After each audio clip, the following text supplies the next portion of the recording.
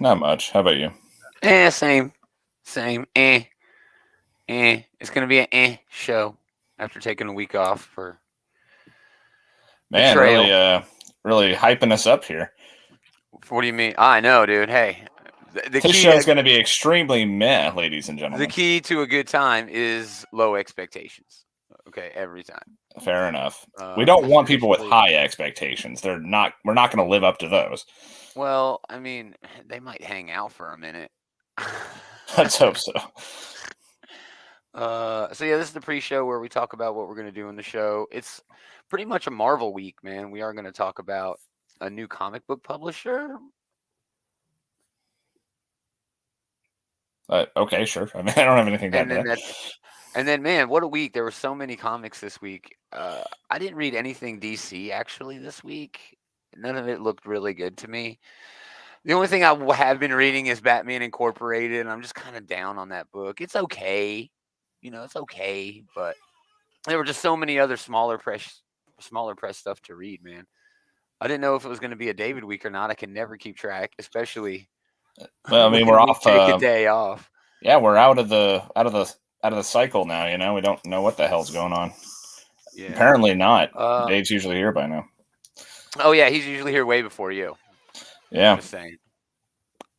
Just saying. I do not take that as an insult. So yeah, I Yeah. think it's fine. And then some gross food news, of course. Of That's all we course. got on the agenda. But I think segment 1 is going to be where we shine this week. Oh wait. Oh, hold on. I got to get a picture for the for the Mario thing. Go for it. Little spoiler. We missed that last week with all the Star Wars movies that they got in the pipes. But Yeah, I don't know if there's really most of those we already kind of knew they were coming. We just kind of didn't know exactly what they were going to be. And I'm not sure that we still know what they're going to be. The Ray movie, I think, is the only like sort of new thing, like yeah, brand spanking new. But I don't know. Whatever. It is what it is. Tis what it is. Well, honestly, let's just Star Wars fans have the most worthless opinions about Star Wars. So yeah, that was a lot of that yeah, the going back vast and forth majority of last week. Star Wars fans, like, I don't know, they just seem to not enjoy Star Wars Oh, they anymore. It's hate kind of Star a Wars. I tradition. can. It's kind of a tradition, though. I mean, I mean, they folks hate hated it it in the until 90s and like 10 years 2000s. pass, and then it's like sacred canon that can never be infringed. Yeah, yeah. I mean, I don't know. I don't get it. I don't get it. Like something, moving on is the new hating, y'all. Control your stress, okay? Mm. Moving on is the new hate. It just is. It just is. Well, let's do it. Let's start this damn thing. Start this damn thing. Mm-hmm. We're going to talk about Star Wars for sure in the segment 1. I'm surrounded by assholes. True. Well, I'll just pick that at random. That was a good kind of Star Wars-esque thing. Yeah, it's the most Star Wars-esque thing ever, really. Yeah, like Galaxy Quest for Star Wars. Not really.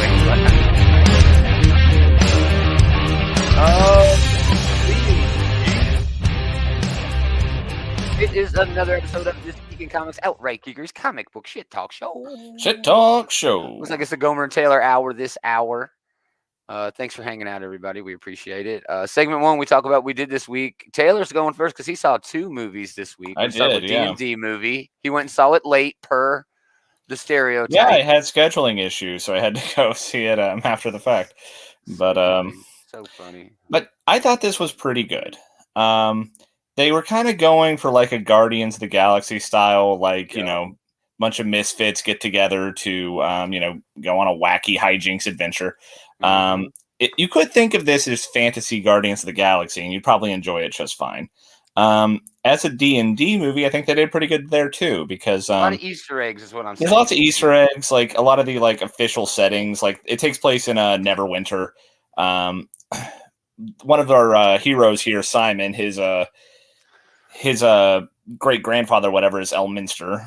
Oh wow! All these cool callbacks. I love Yeah. the city of Neverwinter. That's dope.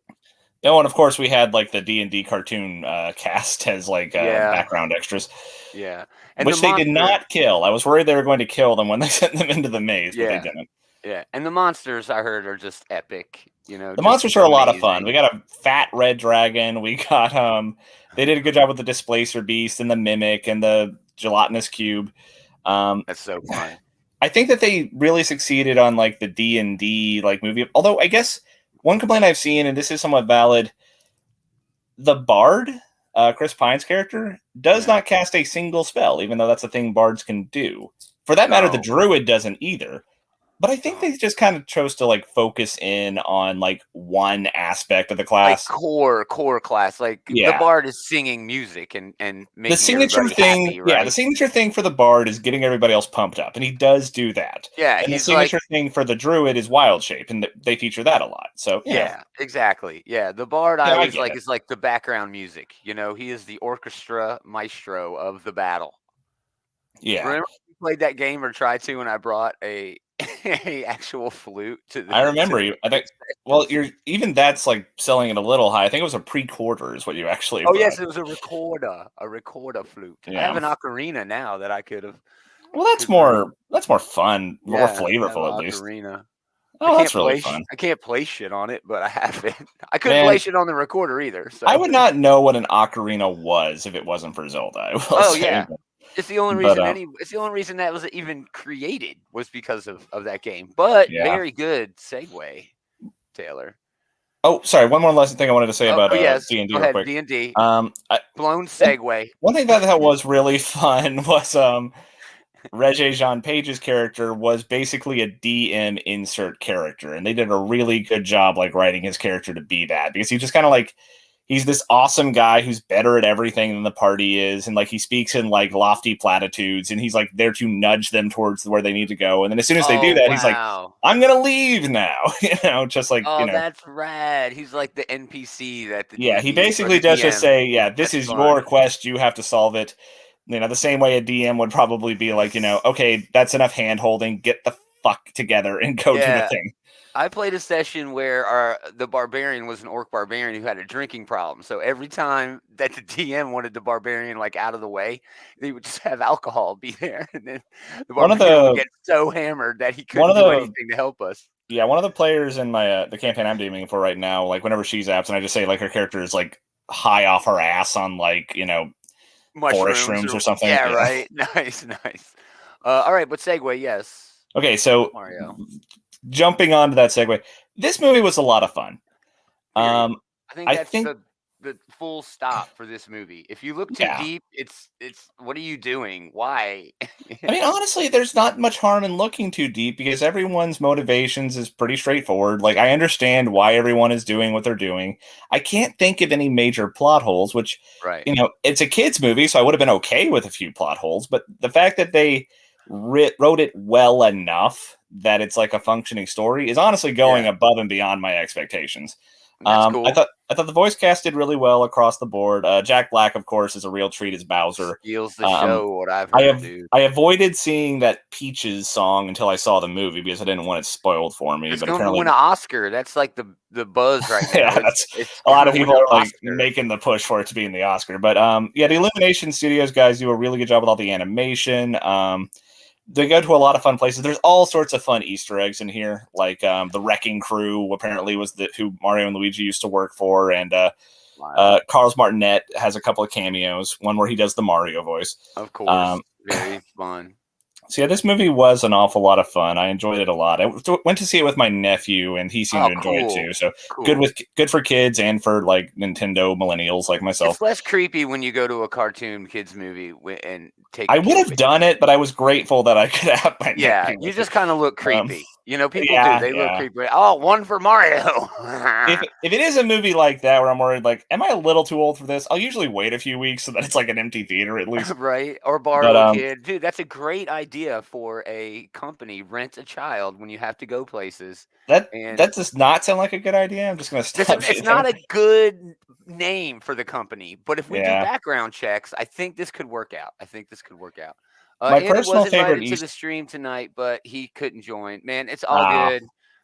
That's cool, Andy. I'll send him again. I hope you get to join sometime. I'm looking forward to that. I'm going to send him a link again tomorrow. I would enjoy that too. personal favorite Easter eggs was they played the DK rap when Donkey Kong comes out to fight Mario in the arena. And when they were on the Rainbow Road part, like you saw in the trailer, Yes. The they shortcut. they defeated some dude in like a big old battle tank or whatever, and then he's like, he gets out and you see that, oh, he's a paratrooper. Oh, he has a blue shell. And then he just does the fucking blue shell thing at them so while they're rad. driving away. So rad. That made me laugh the loudest of anything in the movie. So yeah, I would definitely recommend this. It's a lot of fun. It's mostly it's a harmless plot with a lot of great Easter eggs, really fun voice acting, and it's a good time. Nice. It's on its way for $1 billion, so we're gonna see more. Oh, I don't doubt it. Mario. Yeah. I went to go see it this second weekend it was out, and it was still number one. Still a pretty crowded theater when I went. Yeah, I'm not sure what even comes out next week. That if chat knows, let us know. But I don't think anything on the comes out 21st. I can't think of anything that's gonna touch it for 3 weeks in a row. I don't And think it it's had going that to touch. good long Easter weekend. So, yeah. Even on the 28th, can't think of anything that's going to touch it. But that's when Sisu comes out, and I'm looking forward to that a lot. Yeah, and then first week of May, of course, it's Guardians. So Guardians is. Oh man, we're so close to that now. But then Mario will have it be announced for streaming, digital streaming somewhere. So, segment one for me, I would be remiss if we didn't talk about Star Wars and Star Trek. Some of the best content from these two franchises ever. Okay, honestly, it's a great time to be a fan of both. It really is. My goodness, dude. We're spoiled for great content, especially on the TV show front. Dude, man, this episode, The Spies, it's in my top 5 Star Wars things ever. Okay, it joins Andor, it joins Rogue One, it joins Vader Down from the comics. It joins that one season of Clone Wars, that amazing season of Clone Wars. I mean, they're all great, but there's one that it's just like, holy fuck, every episode is knock your ass out. But I mean, so many cool things going on here. We get these Mando looking Empire troopers. We get to show the secret cabal, and then of course the Praetorian Guard. Just sorry, sequel haters. They actually get to do something in here instead of just be fodder. Instead of getting their ass kicked. Yeah. But man, it was so good. So, it's such an emotional roller coaster. And I'm sorry, I think Jin's gonna die, dude. I think he's done. Jin's gonna die. They announced recently that they're making that Mandalorian movie, so he'll be around at least for that. Who knows what's gonna happen? Who knows what might happen there? Yeah. Yeah, but it's such a great story. Yeah, I mean, honestly, part of me wants to be mad that they're bringing back Moff Gideon because, I feel like they resolved that just fine at the end of season 2. I feel like they didn't need to rehash that character. But I'll be damned, Giancarlo Esposito is just so fucking mesmerizing that I can't be upset about having more of him, Yeah, dude, yes. And then, I mean, holy crap. I mean, if you look at the chain of events that happened, The Mandalorian season 3 started coming out. Disney knew when they were going to do D23, and they announced all of this stuff, including who was playing Grand Admiral Thrawn in Ahsoka. Yep. And now, in this episode that came out 3 days after that convention, they mentioned Grand Admiral Thrawn. You know what I mean? They have everything timed out to the day for sure. Yeah. Perfect. It's so and honestly, well done. If they take that approach with these upcoming movies, then I am excited. I'm not as down on the sequel trilogy as a lot of other people seem to be. I'm not either. I like visiting this universe. I don't give a shit what's going on. The biggest flaw with them, though, is that they were clearly not on the same page about what they wanted to do. Exactly. And so they need to sit down and, have all the movies plotted out before they start, Yeah, and I think they have a Filoni for that. He's definitely got his eyes on the ball, doing things. Any excuse he gets to play with his action figures, Exactly, dude. And it's all coming out of stuff that he created for the most part. Oh, that wasn't a knock. He is very good at staging his action figures. Oh, yeah, it's so good. But again, Star Trek as well. Holy shit. This last episode it was so much fan service. It actually took shots at the younger generation of fans by making old people immune to this thing that the Borg changed in conspiracy has gotten over on the Federation.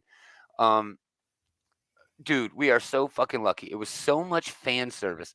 All these ships over here, this is like Frontier Day. This is the day that they launched the NX-01, the Scott Bakula Enterprise, Enterprise.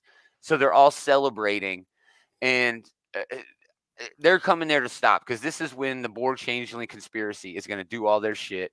We get great Data and LaForge moments. So fun. Are there any other kinds of Data LaForge moments besides great ones? Exactly. We get to see the Enterprise F, brand new. We don't even know what class it is, but it's captained by no other than it's Admiral Shelby from the best of both worlds, the two-parter where that saw, for a character that was like barely in the show for a couple of episodes, she really did leave quite an impression. That is a great pull on their part. Yeah, for sure. And then Geordi as the Commodore, the guy in charge of the Fleet Museum. And because of the Prime Directive, they had to get the saucer section that crashed on whatever stupid planet that was. They had to remove it. So he took it and then slowly started rebuilding it. He got the chassis, the hyperdrive section from, I think, the Saratoga that, was also defunct. And then sort of melded them together, and now they're back on the fucking Enterprise D to go and save the galaxy yet again. And it was so much fan service, dude. Man, okay, so are you watching it? I haven't seen this week's episode, but yeah, I'm watching it, and I am loving it. Okay, fan service gets a bad rap, but this is fan service as it should be. This is them giving the fans like these awesome, like, oh fuck yeah, the gang's back together moments. They're like, oh fuck yeah, new Enterprise. Especially if that's the theme of the season. Yeah, but they're not sacrificing like the quality of the writing in order to do it. Mm-hmm. They sat down, they did the work, and like, how can we come up with a way to get all these beloved characters in the same room and doing awesome shit without it just feeling like we're jerking the audience around? And I think that they're pulling it off very, very well. Oh, they're winning. I mean, that was the whole point of the season, to flash back to different things in ways that fit within the narrative that they had already established. It has just worked so perfectly. Again, these are two of the most storied, beloved franchises in all of fandom, and we're getting some of the best content from them ever. Yeah. Ever. I mean, especially with Star Trek, where like, I'd say especially Star Trek, because like there was such a famine for so long for like Star Trek content, There was, dude. There really was. But now it's a buffet table, Yeah. After Enterprise, yeah, it was those J.J. Abrams movies where they're like, no, we got to start over. And we're like, no, you don't. Those movies even came out saying, like, this isn't your father's Star Trek. I liked my father's Star Trek. Dude, I like my dad's Star Trek. It was cool.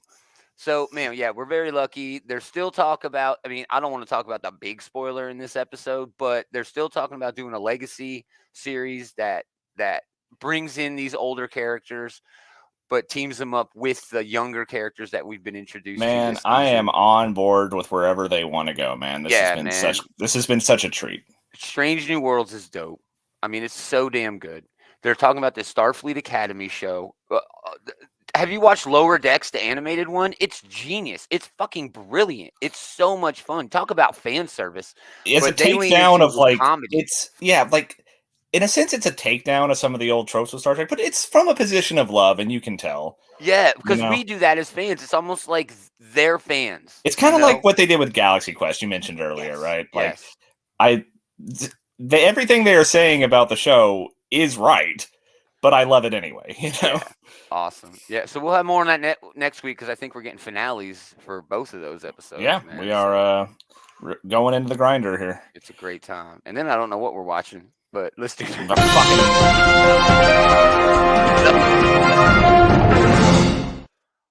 The Marvelous Miss Maisel. I haven't even told her that's back, even though I love it. It's like, no, there's too much other shit to watch. Man, all this shit's on streaming. We can just go watch it all again, I guess.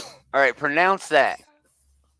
Distillery? Yeah, it's really hard though sometimes. Why? There's a new publisher called. It took me a second. Yeah, it's like, what is that? Wait, this is a publisher? It's not like a beer manufacturer? Yeah, right. That's what my first thing. Ooh, distillery. They're making some, homebrews. Anyway, I thought this was like a small batch, like microbrewery or something like that. Right. So Former Comixology veterans David Steinberger and Chip Marsher are behind this new venture, okay? From the fallout of Amazon, where they were both working after, Comixology had been snapped up, and then Amazon, because they're a terrible American corporation, decided to just cut all of the staff. So now there really is no Comixology. We're not really sure how the deals are going with the Comixology originals at this point. They haven't really released any details, and because it's Amazon, those creators aren't allowed to talk about their deals with Amazon in the context of when books are coming out. Amazon gets to decide when the books are coming out. So that's why this news of Distillery is kind of refreshing. They're going to do print and digital. It's launching with a whole shit ton of creators: Deep Breath, Scott Snyder, Tula Lotte, James Tynion, Junko Mizuno, Ram V, Mirko Andolfo, Joelle fucking Jones, Jock. I will never say Joelle Jones without saying Joelle fucking Jones because she's amazing. As Jock, she deserves, yeah. Yeah. Jock, Becky Cloonan, Brian Azzarella, Elsa Chartier, or I can never pronounce her name right. Stephanie Phillips. I want to say Chartier. Chartier. It's French, so who knows? It sounds like a weird drink. Yeah. Lee Garbett, Mark Bernardin, and Jamie McKelvey. Okay, and they're going to announce more creators throughout this year. So they're going to do print in oversized premium format single issues and digitally at their website, distillery.co, if you can spell it. But digital issues, right, will be available for purchase for up to 1 week only after release, and then will be resellable on their marketplace. Okay. So you buy the comic, right? But it's only on sale for a week. And then I go to the website. If I bought that comic, I can say, I'd like to sell this comic back to you. So this is kind of a weird sort of way to do things because it's still really easy to bootleg these comics. Okay, I don't care how you put it on the internet. Yeah. I can take it from you. If it's on the internet, this seems a little NFT to me. Like, oh, I mean, that's own this true NFT. of just about, any any media you can release right now, Yeah. Like TV shows, movies, especially music, and comics. It's hard to keep that genie in the bottle. Yeah, so I'm not sure I understand the appeal of me buying a digital comic that's like a used digital comic. Am I getting it cheaper? I don't understand what it even means to be used digital, Used means that it's had more than one owner. Okay, sure, but that doesn't affect, if I buy a used comic book, I expect it to be dog-eared, and I understand that I'm not going to be able to well, I'm just going to get make it graded at as high a level. I'll just corrupt your fucking file then. Yeah, what is that? Okay, so what does that mean? I mean, Yeah. So am I getting an NFT? How does this work? It sounds a lot like NFTs, man. But with NFTs, it's 100% unique. Yes, that's the whole point. If you get an NFT of a comic, you own the whole fucking comic. It is not. It's like something that can be replicated. Yeah. Yeah, it's like you own a digit. Are they going to go that way? Are they going to give every single comic its own sort of key? Even if that was the case, I mean, they'd all be identical, one would assume. Yeah, they'd still be identical, but you would still own sort of an NFT of that. All I'm saying is this is like a new angle on the digital collectible, or possibly that. I don't think I know enough yet to know for sure. Anyway. But that was quite the murderer's row of talent they have behind it. So at the very least, they got that going for them. Yeah. So you'll also get discounts, exclusive drops, meetups with creators. All that's going to be offered, I'm assuming, digitally. Digital discounts, digital exclusive drops, and digital meetups with the creators. That's still cool, but I'm sorry, Substack is already doing that. Okay? That's not really revolutionary. Substack is already doing that. They're already pulling in unique creators, a lot of good creators, paying them a lot of money, and then, giving them the rights to their content, giving them the ability to have these interactions with their fans, things like that. So what makes Distillery different? All right, as I just said, all the creators who are founding creators of Distillery will retain ownership of their characters and concepts, as well as this is the part that really intrigues me. These creators will have an equity stake in the company. So they own part of the publishing company. This is Okay. what Image did back in the 90s. Right? It's basically the same, like, take down the establishment mentality that Image was, Yeah. riding the banner for, or raising the banner for back then, Yeah. So yeah, I'm not really sure how this would work in the context of it being like new and revolutionary for the consumer. Right? The consumer can already buy digital comics. Selling digital comics that you own does not seem like a thing that Yeah. the comic fan base is going to like leech onto. They're going to like leap to be able to, oh my God, I can sell this because it But was that only could on be sale quite for a the week. that could be quite the enticement for the creators, though, like having like equity in the company. So maybe That's the that's big what they're part really for going me. for. Yeah. Yeah, that's the big part for me. I think it is going to benefit creators in a big way. But again, the only way that this company succeeds is or the only way those people make money is if this company succeeds. And the only way it can succeed is if those writers and artists are producing quality content. Yeah. They're already producing quality content. So yeah, that's a good. I mean, that does give them a chance for this to work. Like if they were having to build this with like, we're going to attract people who are like trying to break into the industry, who like, this is their way to get the foot in the door. I don't know that they ever build up enough momentum that way. But if they are going to start off with all of these very talented creators that are already well established, that does give them a chance to hit the ground running here, And you do bring up a good point about them being able to establish a foundation with known quality creators to do exactly what you said. Be enticing for up and coming creators to be like, Yeah. no, I can skip Marvel and DC. Yeah. Well, because Distillery's, plan is working. If they don't if they like do my manage comic, to, they could just sell it. if they do manage to lay a good foundation, it could be exactly that. It could be an opportunity for people to get their foot in the door somewhere. Yeah. So that's the news on Distillery. Everything else is Marvel, and it's all just fucking Avengers and X-Men. As you know, the Free Comic Book Day book is all Avengers and X-Men. We got a new look at the new Avengers book. And we get to meet the bad guys. Okay, they're not coming until issue 3. Issue 1 of this drops 5/17. We get one June 21st, and then issue 3 July 26th. But here we go. Let's look at these preview pages. Of course, they're gorgeous. It's all about Carol on this team. She's basically the leader of this team. For the first 2 issues, they're just going to be doing your basic sort of avengering, right? But this is the big news. The Ashen Combine. These are the new bad guys. Everybody loves a fucking bad guy. All right. Yeah, I mean they got a cool like quirky mini boss squad thing going on here. I kind of like dude, for sure. For sure. All right, let's go look at these guys. City Smith is an insane artist that twists cities like clay. What?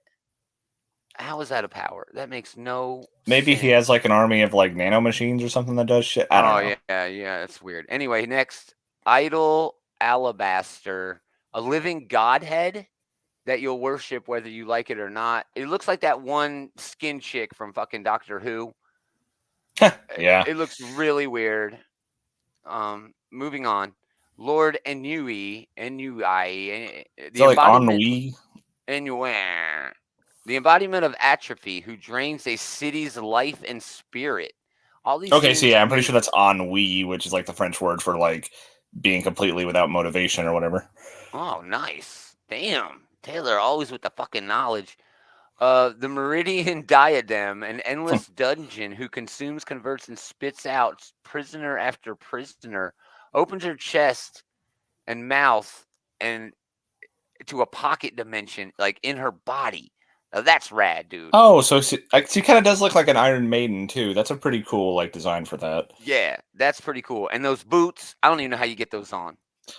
You got to lay down on the bed with your legs in the air. Who knows? I guess. And boots on. I don't know. Finally, oh yeah. Oh, go ahead. Sorry, I forgot that there was. Let's talk about the last one. The Dead, a mysterious commander of ghosts. He looks like you're kind of basic, He does look very unlike the others. Like he doesn't look very like sci-fi like the others. Those all look like they're like robots, something or others. You know. And he looks like your basic necromancer. They even have raised corpses there. Yeah. And that's cool. But I mean, there's it can your be new fun. bad guys for the Avengers. Well, execution is going to be important here. I mean, Ashen Combine makes me wonder if this is like intentionally kind of like a offshoot of like the Black Order or something like that. I don't, or the Cull Obsidian. It does sound. I don't fucking know. So similar to those, right? So they both have like the quirky mini boss thing going on, but yeah, I don't know. Like if this is executed well, this could be a lot of fun. I mean, I like their designs for the most part. So again, just to remind you, all this is revolving around Jed McKay's story, where the Avengers receive knowledge of the tribulation events, a lot of disasters throughout the known universe, and this is unleashed due to Kang's desperate search for the missing moment that Jed McKay talked about in the last big one shot. I don't know if you remember that one shot, what the hell it was called. I don't Timeless. know. Yeah, Timeless. Yeah. So the Ashen Combine and the fall of the Impossible City are one of the extraordinary challenges that the Avengers will need to overcome, as they are tested to see if they truly are the greatest heroes in all of reality. So there you go. We'll have more on that as those books drop in the coming months. Finally, in the news, it's a lot. We got new Fall of X titles. Oh my goodness. The Hickman era is quickly coming to an end. And here are some of the new titles coming out of there. Astonishing X-Men is Steve Orlando, Vincenzo Carutu. See Iceman Ice slide his way into the next era on Jesus Ai's Astonishing X-Men #1 cover. Anyway, after the Hellfire Gala, Bobby Drake sets his sights on heroic deeds. That's really all it is. The Solicit is just seems like a basic sort of story following Iceman doing adventure shit. I have nothing wrong with that. I like that character. Yeah, maybe it could be fun. We haven't seen I don't know that last time we saw like a solo Iceman book, or if we've ever had one, honestly. We have, but it's been a while. It has been. Yeah, but this could be a fun, crack at the character. Yeah. Moving on, Dark X-Men, Steve Fox and Jonas Scharf. It's Madeline Pryor, Havoc, Archangel, Gambit, Azazel, Zero, Albert, one of my favorite Wolverine clones, and Implate. Following the explosive events of the Hellfire Gala. That is a resounding tone here. It's all about Hellfire Gala. But Magic looks like more and more of an idiot for the whole I'll totally trust Madeline Pryor with control of Limbo. Or we'll get Magic. Magic's got a book coming too. So yeah, she really does. That seemed like a really bad idea in hindsight. And they were telling her it was a bad idea the whole time she was doing it too. I'm curious how Gambit's on this team. He seemed to really be on the road to being a better guy. Him, Havoc, and Angel. I guess Archangel is like the apocalypse, evil version of Angel, but still, those are all good guys, and so it is kind of interesting to see them on team bad guy here. Well, Havoc's been leaning that way anyway. You didn't read any of the Spider-Man Madeline Pryor. What the hell was that even called? Dark Web something. Oh no, I skipped out on that entirely. But Havoc is he's just so much in love with Madeline. It's insane, dude. It's insane. So, Havoc, Archangel, and Gambit have served on teams before, but never ones that look like this. That's in the Solicit, so good on you. How does Gimmick, breakout star of Children of the Atom, and 2023's Marvel Voices Pride fall under Goblin Queen's sway? Find out in the most horrific installment of the X-Men saga yet. I don't know about this one. All of these books I'm really kind of on the fence with, but it really seems like they're resetting the X-Men in a major way. Yeah, a lot of these are so far, and from what I remember, the list are things I'm curious but not committed. For a lot of these, 100%, dude. Realm of X #1, Torrin Grombeck and Diogenes Neves doing art there. Realm of X will continue the Krakoan era, fascinating exploration of mutant magic as a ragtag group of mutants become players in a mystical war orchestrated by a familiar adversary. A mysterious mastermind wants to manipulate mutant kind just as they're at their lowest, but they've messed with the wrong ones. Can Magic and Danny, Marrow, Dust, Curse, and Typhoid marry? Which is weird. It's not, but it is. Overcome their differences and rise as legendary heroes of the 10 realms. So I guess they're going to Vanaheim. I guess, yeah. No, that's what it says in the solicit, and because it says Vanaheim question mark, and it's like okay. The locals there seem to believe that they hold the key to fulfilling a prophecy that can raise the realm to riches or cause it to fall to ruin. Let's go. Let's move on because there's a resounding theme here that I think is lost on everything. They're all disjointed. Children of the Vault, Denise Camp, Luca Maresca. It's a 4-issue mini out August 9th. The post-human species, is seen doing their thing. It's going to be basically Bishop and Cable going and taking out the Children of the Vault. Children of the Vault have been dope since Hickman, brought him into his era. Oh yeah, they've been early, yeah.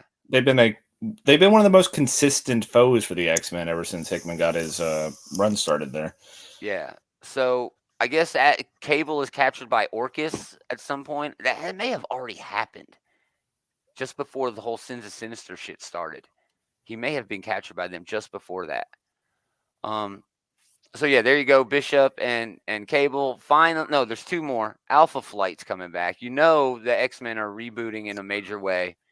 When Alpha Flight's coming back, this is Alpha Flight number 1 of 5. Ed Brisson, Scott Godlewski, who I love Scotty God.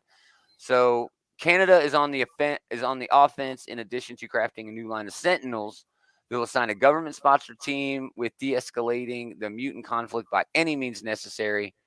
So they're also saying that there's going to be a second Alpha Flight team. That's the shadowy figures in the back there.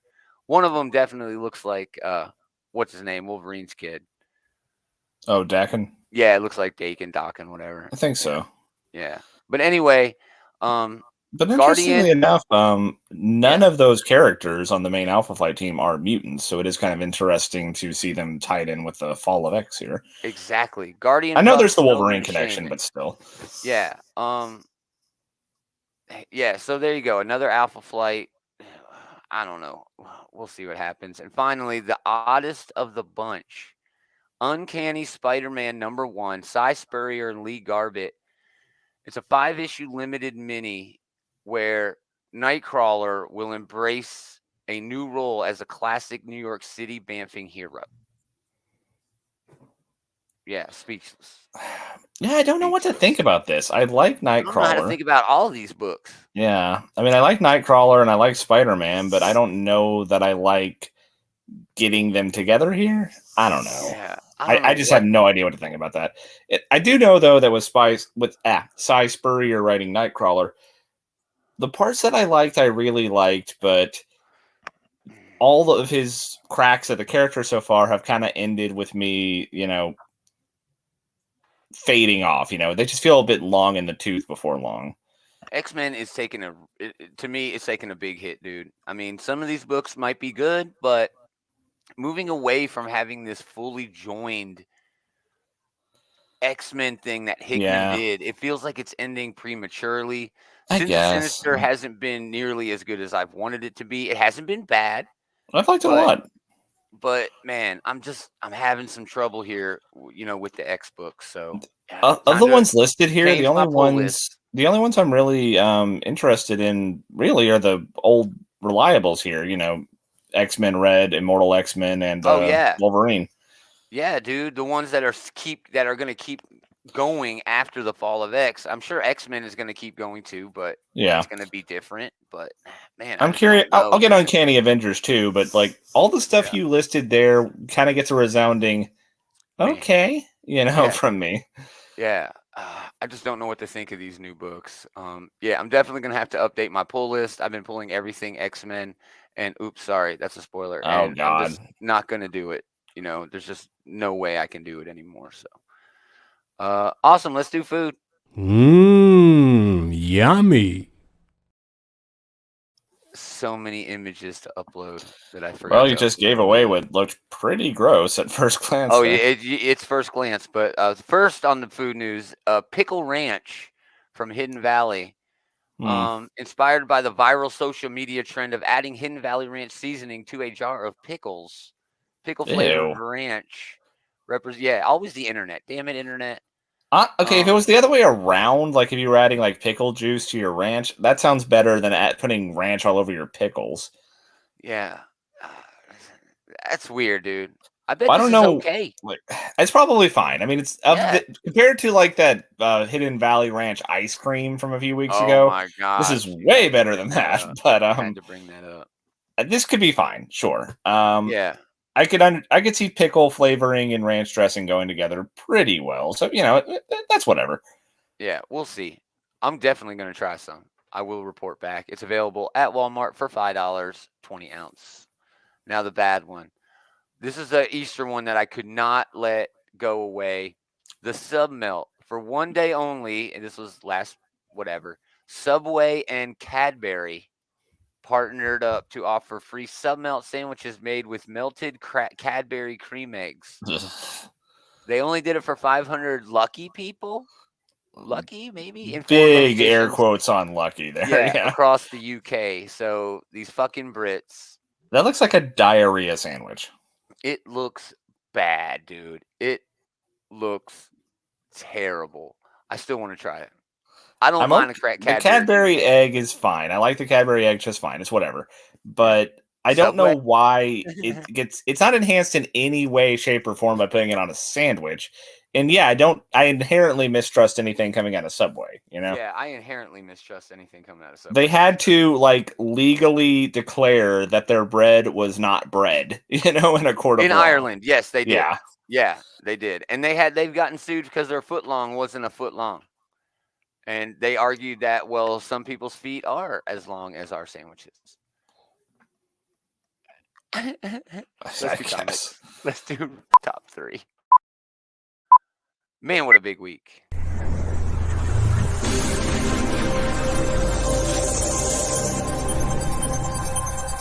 And there are so many comics that came out this week. I had such a hard time picking my top 3, so I cheated.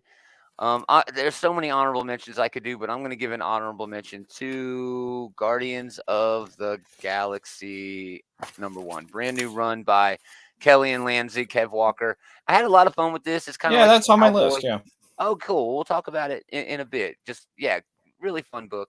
But my number 3, FF, number 6. Fantastic. That's my number 3 as well. Awesome. Ivan Fiorelli. Basically, they find last issue they had some interdimensional shit, and I guess it's invaded as in the form of a bacterial algae or some shit. Yeah, some bacteria that came back from the dark dimension, and they're doing some ecology lore here where it has no natural predators, it will spread unchecked, and because nothing in our world can consume it because it does not have the correct DNA sequencing, it'll kill us all. Yeah. So basically, they come up with this idea to cover some weird Reed Richards shit here. I mean, they are really playing up almost like body horror with Reed. It is. It's borderline. Dude. Yeah, he's really doing all sorts of. Usually, they just stick with him being like a rubber band man, but in this book, especially in that last issue, they are really playing up all sorts of peculiar ways that he can stretch his limbs, like getting telescope eyes, like you see here. Yeah, very cool, but. Their plan here is to use Sue because the spread of this shit hadn't gone too far, right? So what they're going to do is put her in low orbit so that she can use her powers to block out the sun for 3 days or so. Yeah, over the Midwest. Yeah, and that will kill off all of this shit and save the fucking world. But of course, people are dumb and stupid, so they protest. And they don't like the fact that they're doing this. And by the time it's frustrating because we know that they have to do this to save the world, but I'd be mad too, if that sun went away. But yeah, I mean, all the same though, we know that they are ultimately in the right for saving all life on Earth by doing this, Yeah, but still, I like the way that Ryan North is leaning into that sort of duality there. I got to do the good thing, but the good thing is not good for everyone. And now I have to play PR and stuff like that. Another really amazing thing I love about this is the way they are treating Alicia's blindness. It's very subtle, but at one point it's really dark, right? And she's sort of guiding Ben and Reed. Yeah, she's fine. The town. She's fine. She has to lead them around. Yeah. Yeah. There's also these other little subtle things where, like in this page, Ben tells Alicia, the water's green, you know. Yeah. And yeah, there's other things in that, like like they put her in charge of the PR, which is weird. I guess that's what Yeah, she does, it though. was a good way for her to have something to do in this issue. Yeah, for sure. But my favorite part was definitely Sue and Johnny just kind of Yes. hanging out in the spaceship.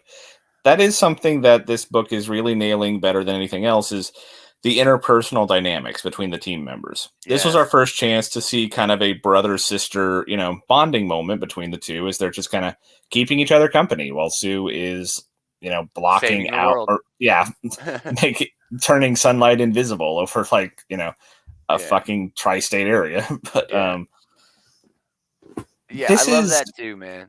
yeah, this has been the best part of the book from the beginning, is like how we got a chance at the beginning, right, to see how they kind of are less than their full selves, especially Johnny, without each other, and how Yeah. they do bring out the best in each other when they are together. And that is probably the most important thing to get right when you're writing an FF book. It's the thing that sets this apart. And this is such a cliche thing to say, but they are a family and not a team, and so that Yes. is something that sets them apart from like reading the Avengers or like Yeah. the Justice League or something like that. And there was even like a subtle moment where they're driving somewhere and Reed starts talking about it, and then an hour later and he's still talking about it and everyone's just rolling their eyes. That's a pure Yeah. family sort of thing. Just listen to Dad talk about the shit he loves. Just shut the fuck up and let him talk, even though we're not going to learn anything of value. But yeah, just so well done. I think Ryan North is, like you said, hitting that family dynamic perfectly, doing all this fun sciencey shit, but Yeah. also nailing all these tiny things, Yeah. like redoing the body horror stuff. Alicia's disability being treated with such, honor and love and caring, thoughtfulness.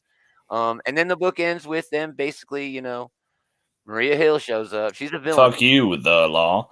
Yeah, and she's kind of like, "You're a Yeah. weapon of mass destruction. You need to go on and get fucked." And then they leave, and it's just like, wow, that's weird.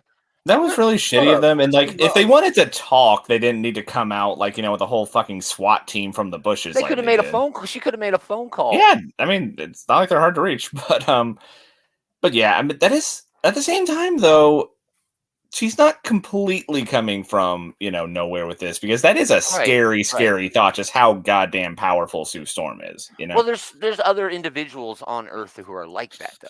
Oh, sure, You know what sure. I mean? I And mean, it's weird that I don't know. I guess they're getting this beef because of what happened in New York. I assume so. It's like, oh, y'all gonna do it again, But I don't know. I really think they should flesh out Shield and Maria Hill a little bit more than they have. I'm sure we'll see in more the of comics. them. Yeah. Also, shout out to Ben and Reed teaming up to beat the shit out of Doc Ock. That was a lot of fun. Oh, that was fun. And Doc Ock, just random. Cool, but just random as hell. I mean, it was a good pull. Like, you wanted someone that people would recognize, but like you're not going to devote like a whole fucking story arc to in an FF comic. Right.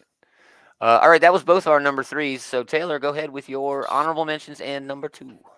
All right, I'll do an honorable mention for Miles Morales Spider-Man number 5. There was some good, speaking of family dynamics, that was a lot of fun in this issue with him rescuing his family and everything. I really like this new villain, and she's cool, dude. Spoiler, they made it like seem as though she might have blown herself up in here. I doubt it, because like, she was a lot of fun, and I want to see more of her. Yeah, I think she'll be back. Yeah, probably. X-Men number 21 wasn't bad. I especially liked the thing I liked the most about it was Scott and Jean having their little disagreement at the end about Scott's like, yeah, we should wipe out all the Brood. It's like, yeah, that was a little bit on the nose, but I thought Brew and Jean's discussion, because Brew was like, man, he's right, but fuck, yeah, it really pulled out the period on that, because Scott and Jean were both kind of like, full stop, I'm doing it, and Jean's like, no, you ain't. And then Brew was in there kind of like, well, I both kind of right, Excellent Brew impression, by the way. But, oh, thank you. Yeah, I sound just like final honorable mention for Captain America Cold War. I like the story, but the art really let me down in this issue. Oh, dude, that's exactly what I have in my notes for here. The art was very inconsistent. Very blocky, very like... Yeah. This looked great. I right? guess, This but is like the like, last page. It looked fucking great. And I yeah, was like, why couldn't the rest of the book? It was grainy in some spots. I was like, yeah, what is going on?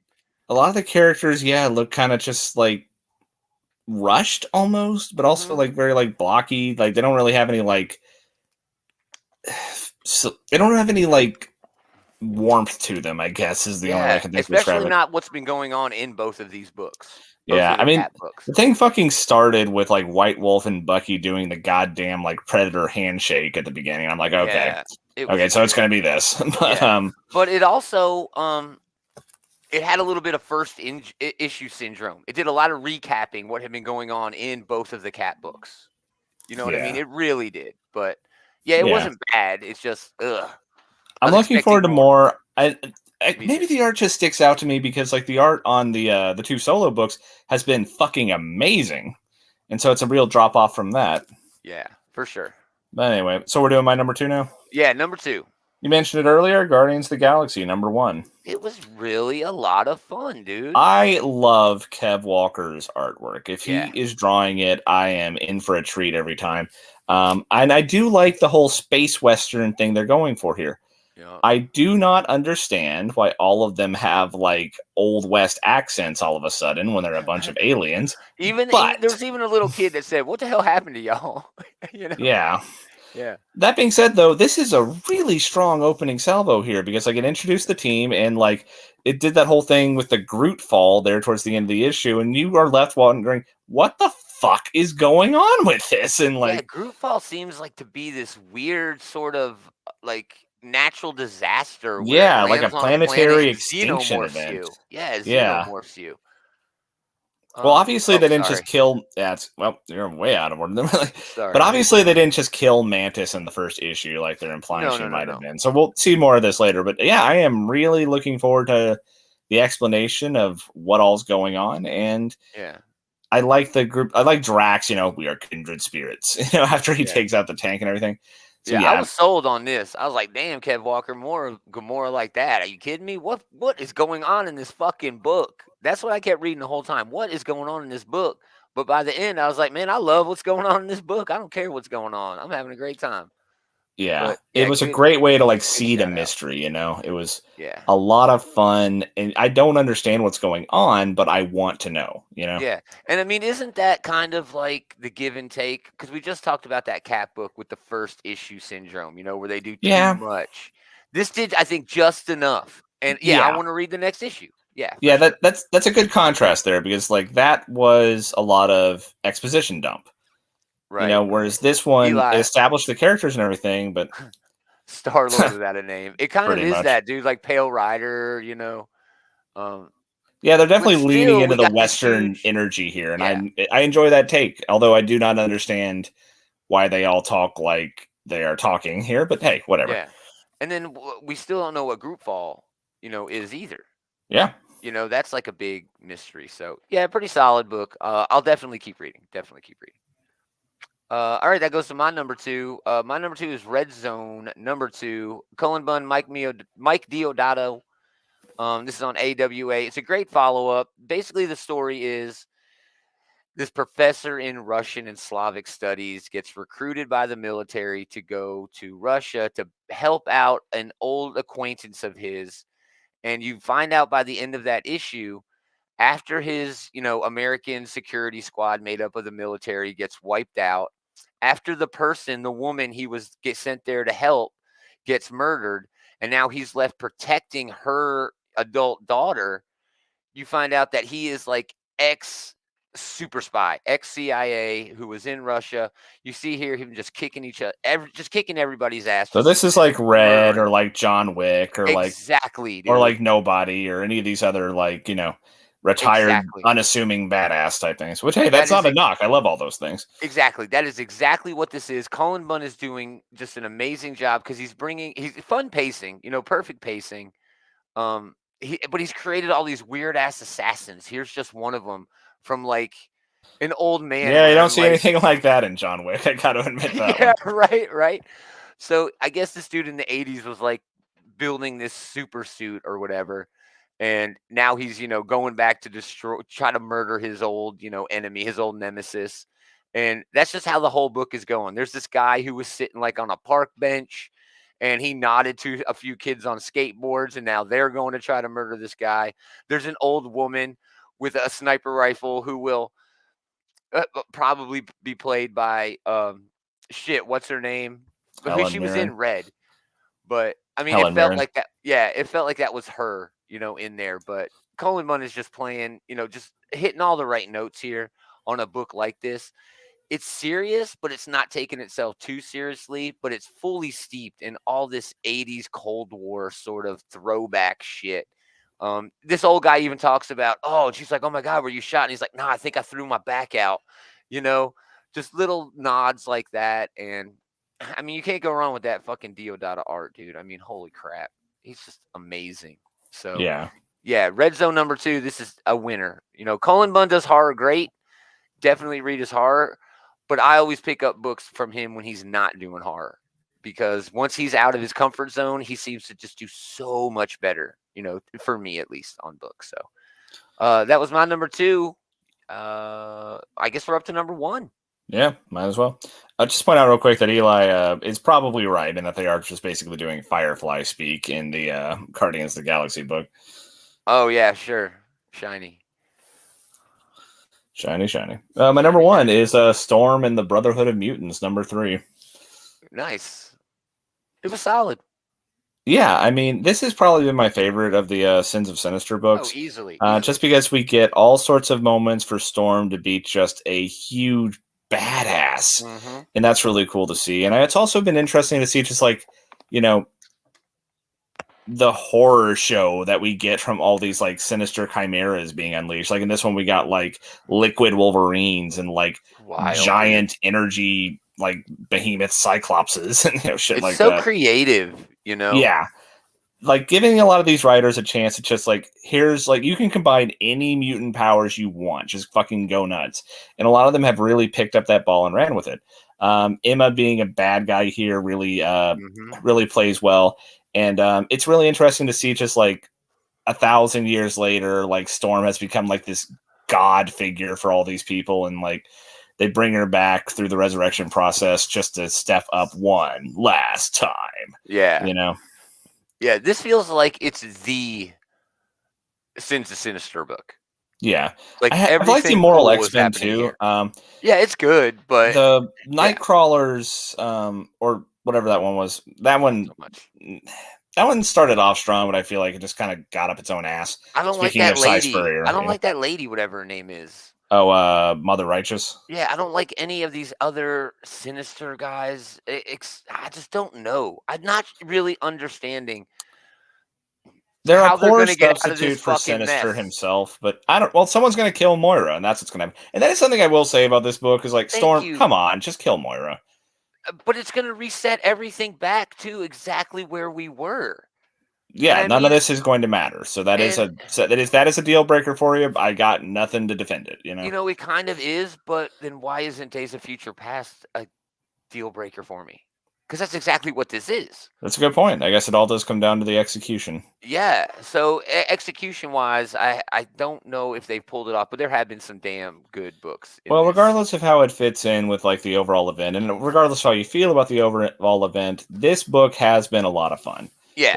It's Al Ewing writing it, and so of course it's fucking amazing. Just for those cool Storm moments, dude. This is a great Storm book, first and foremost. Yeah. Yeah. The same way that X-Men Red has been. Yeah, exactly. All right, that leads me to my number 1. And again, like I said at the front of the segment, I cheated. Star Trek number 6 and Star Trek Defiant number 2. Star Trek number 6, Colin Kelly, Jackson Lanzig, Revan Rosanis doing the art. This ends the first arc in grand style. Dr. Crusher is now the new first officer of the Theseus under Cisco. They stopped the Earth-destroying God City that Kalis woke up. Great art here with Data is in charge, running the whole plan. Scotty created a new kind of warp drive called Proto Warp, something like that. And Data was like keen on it and knew it was coming.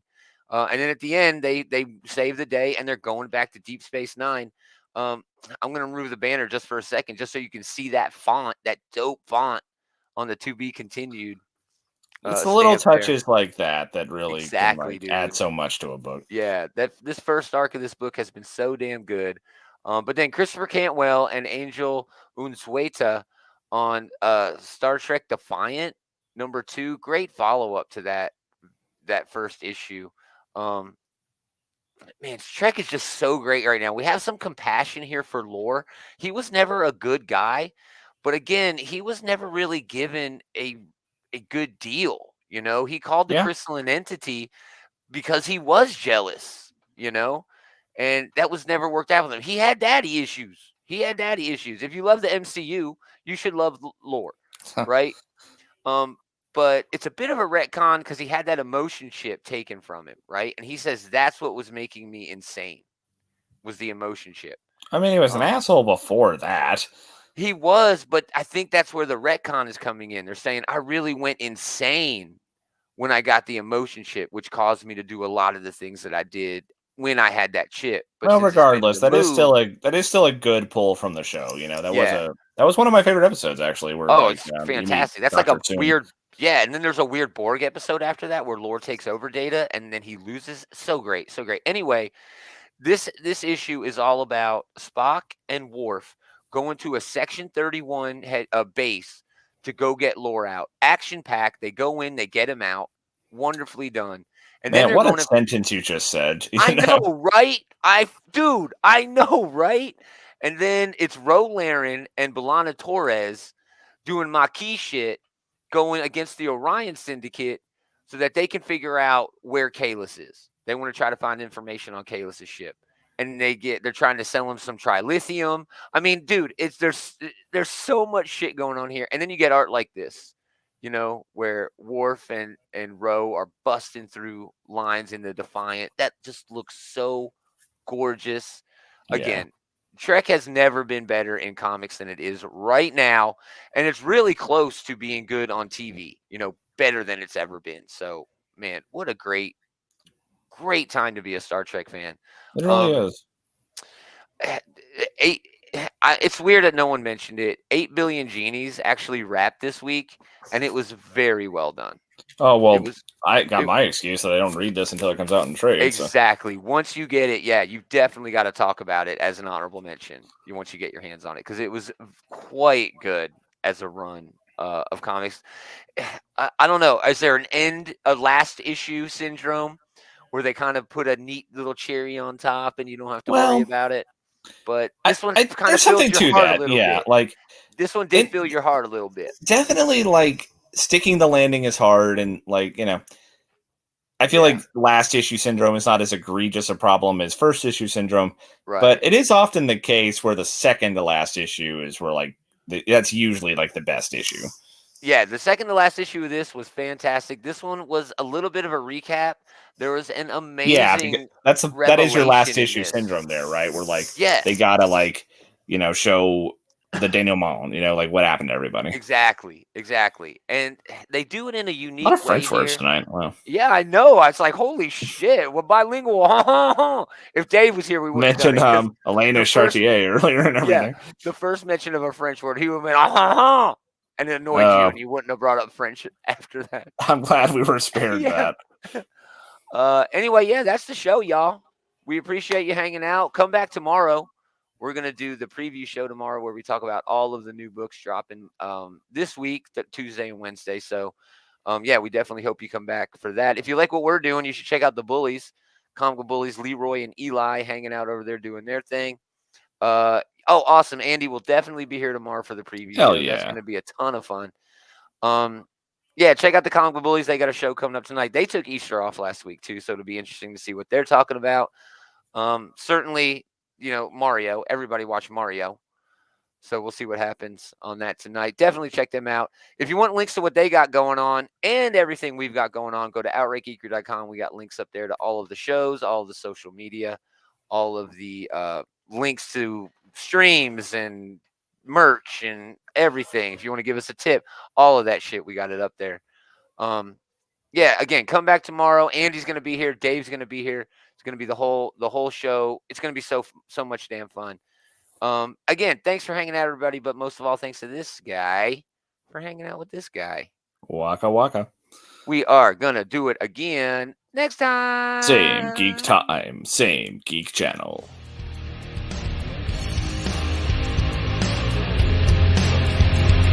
I read Traveling to Mars.